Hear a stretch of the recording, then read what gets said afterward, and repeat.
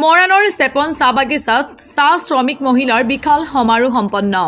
প্ৰায় ৫ সহস্ৰাধিক শ্ৰমিক মহিলাই শোভাযাত্ৰা কৰি সমাৱেশত অংশগ্ৰহণ কৰে। মহিলাসকলৰ মতে আত্মনিৰ্ভৰশীল হ'লেও নহ'ব, আত্মসুৰক্ষাও মহিলাই পাবই লাগিব। সমাৱেশত উপস্থিত থাকি অসম চাহ মজদুৰ সংঘৰ সভাপতি পৱন সিং খাটুৱাৰে কয়, জনজাতিকৰণৰ ওপৰত ৰাজ্যখনৰ চৰকাৰে ৰাজ্য সভাত বিল পঠাই থৈছে আৰু এতিয়াও প্ৰস্তাৱ পঠাব। এই প্ৰস্তাৱ যদি কাৰ্যকৰীকৰণ নকৰিলে নহ'ব। যোৱাটো 10 বছৰে কেইবাটাও প্ৰস্তাৱ পঠালে কাৰ্যকাৰীয়ে নহ'ল, তৎকালীনভাৱে কাৰ্যকৰী কৰিবলৈ আহ্বান জনায়।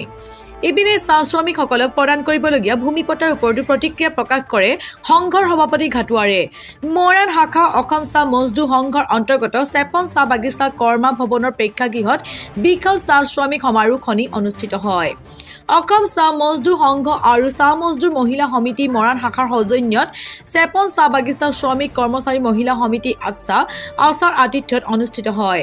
বিশাল চাহ শ্ৰমিক মহিলা সমাৰোহখনত বিভিন্ন চাহ বাগিচাৰ পৰা প্ৰায় ৫ সহস্ৰাধিক মহিলা শ্ৰমিকসকল সমবেত হয়। পুৱা ভাগত কাৰ্যসূচী আৰম্ভ হোৱাৰ পূৰ্বে অসমীয়া হিয়াৰ আমঠু সাৰ্থক জুবিন গাৰ্গৰ প্ৰতিচ্ছবিত শ্ৰদ্ধাঞ্জলি জ্ঞাপন কৰাৰ পিছত পতাকা উত্তোলন আৰু মহামানৱ মহাত্মা গান্ধীৰ প্ৰতিচ্ছবিত বন্তি প্ৰজ্বলন কৰা হয়। ইয়াৰ পিছত আৰম্ভ হয় শোভাযাত্ৰা। ইয়াক উদ্বোধন কৰে প্ৰাক্তন বিধায়িকা জীৱনতাৰা ঘাটুৱাৰ। বিয়লি অনুষ্ঠিত হয় মুকলি সভা। মহিলা সমিতি সভানেত্ৰী নমিতা ৰবি দাসৰ সভাপতিত্বত অনুষ্ঠিত হয় মুকলি সভা।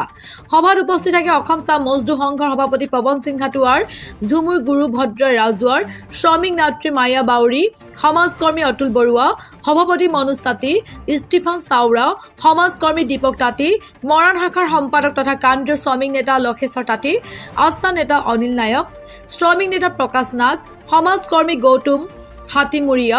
সভাত বিশেষভাৱে বয়োজ্যেষ্ঠ 10 গৰাকী শ্ৰমিক মহিলাক সম্বৰ্ধনা জ্ঞাপন কৰা হয়। মই পোনপ্ৰথমে অসম চাহ মজদুৰ মৰাণ শাখা আৰু মৰাণ মহিলা সমিতিক ধন্যবাদ জনাইছোঁ যে তেওঁলোকে মহিলাসকলৰ এক সমাৰোহ পাতিছে। এই সমাৰোহ পাতি মহিলাসকলৰ সবলীকৰণৰ যি ব্যৱস্থা লৈছে আৰু মহিলাসকলৰ যোগেদি আমাৰ এই পিছপৰা আদিবাসী চাহ জনগোষ্ঠী সমাজক শিক্ষা আৰু সামাজিক ক্ষেত্ৰত আগবঢ়াই লৈ যোৱাৰ যি প্ৰচেষ্টা লৈছে তাক মই আন্তৰিক ধন্যবাদ জনাইছোঁ। জনজাতিকৰণৰ বৰ্তমান আগতেই ৰাজ্যসভাত এটা বিল বিজেপি চৰকাৰে তেওঁলোকে ইন্ট্ৰডিউচ কৰি থৈছে আৰু এতিয়া নতুনকৈ এইটো প্ৰস্তাৱ পঠিয়াব। এই প্ৰস্তাৱে যদি কাৰ্যকাৰী ব্যৱস্থা নলয়, কাৰণ যোৱা 10 বছৰে কেইবাটাও প্ৰস্তাৱ গ'ল, একো কাম এতিয়ালৈকে হোৱা নাই। মই ভাবোঁ এইবাৰ প্ৰস্তাৱ লৈ আন্তৰিকতাৰে তেওঁলোকে জনজাতিকৰণৰ কাৰ্যকাৰী ব্যৱস্থা ল'ব বুলি আশা কৰিছোঁ। আৰু যদি নহয় তেতিয়াহ'লে তাৰ কাৰণে তেওঁলোকে দুখী হ'ব।